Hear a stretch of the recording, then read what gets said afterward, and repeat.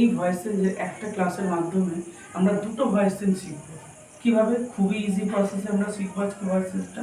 যেটা কীভাবে না, যদি কখনো সাবজেক্টের পরে ভার্ব থাকে, তোমরা দেখবে যে কোনো যদি সাবজেক্টের উপরে ভার্ব থাকে তাহলে কিন্তু সেখানে যদি কোনো বি ভার্ব, হ্যাভ ভার্ব এবং মোডাল ভার্ব যদি না থাকে, সেক্ষেত্রে কিন্তু ভার্বের পরে হয়তো ভার্বের এই দুটো ফর্মই থাকবে, হয় ভার্বের ফার্স্ট ফর্ম অথবা ভার্বের সেকেন্ড ফর্ম।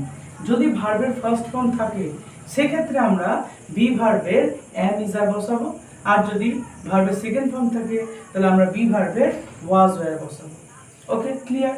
দেখো প্রথম যে সেন্টেন্সটা রয়েছে I play cricket, I played cricket, এক্ষেত্রেও কিন্তু একই রকমভাবে তুমি দেখবে যে এইখানে প্রথম যে বাক্যটা রয়েছে প্লে, সেক্ষেত্রে দেখো আমি কি বসিয়েছি, যে প্রথমে আমরা জানি অবজেক্টকে আগে নিতে হয়, তারপরে এখানে প্লে আছে ভার্বের ফার্স্ট ফর্ম, সেই জন্য কি ভার্বের ফার্স্ট ফর্ম যেহেতু প্রেজেন্ট, আর বি ভার্বের প্রেজেন্ট ফর্ম কিন্তু অ্যামিজারের মধ্যে পড়ে, তাহলে অ্যামিজারের মধ্যে যেহেতু পড়ায় আমরা ক্রিকেটের পরে আমরা কি নিয়েছি, ইজ নিয়েছি যেহেতু সিঙ্গুলার নাম্বার।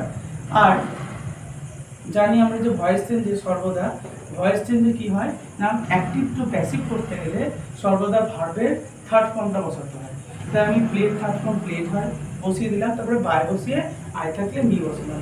ঠিক একই রকমভাবে আমরা কি সেকেন্ডটাকে দেখবো কি না, দেখো একই রকমই সেন্টেন্স, শুধু এখানে ভার্বের ফার্স্ট ফর্ম দেওয়া আছে, এখানে ভার্বের সেকেন্ড ফর্ম দেওয়া আছে।